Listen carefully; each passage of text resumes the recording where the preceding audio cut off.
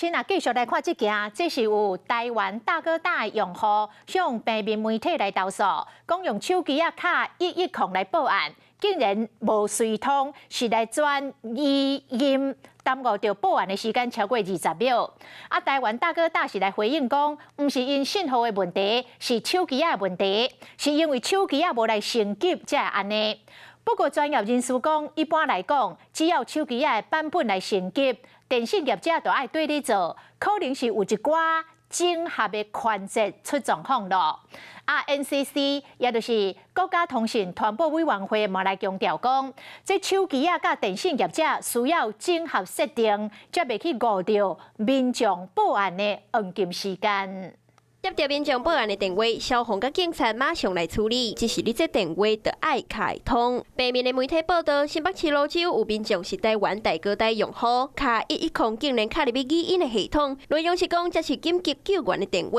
报案请持控，救援请持久。后来当事人持控才成功来报案，只是这过程就超过20秒。卡去台湾大哥大反映，服务人员回应讲，这是手机版本的问题。我觉得真的比较有可能的问题，应该是出在 operator 这一端，比较不太可能是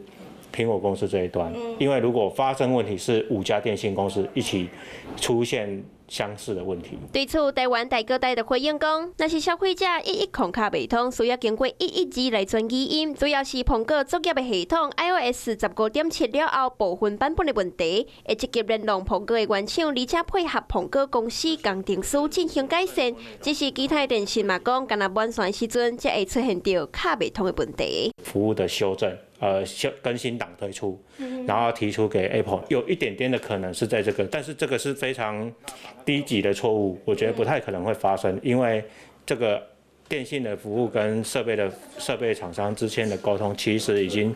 将近100年的历史。专家分析，只要手机版本升级，无论是苹果或者是其他品牌，电信的业者拢会对你更新，包括应用的程式、修正、行动服务等等。怀疑是这个环节出了状况。NCC 是强调讲，苹果的手机参电信业者需要整合设定，才袂抵触到民众报案延误错过黄金的时间。晚间9点，邀请您与世界同步，60分钟掌握全球脉动。What News 9，陈雅玲世界晚报给您崭新视野。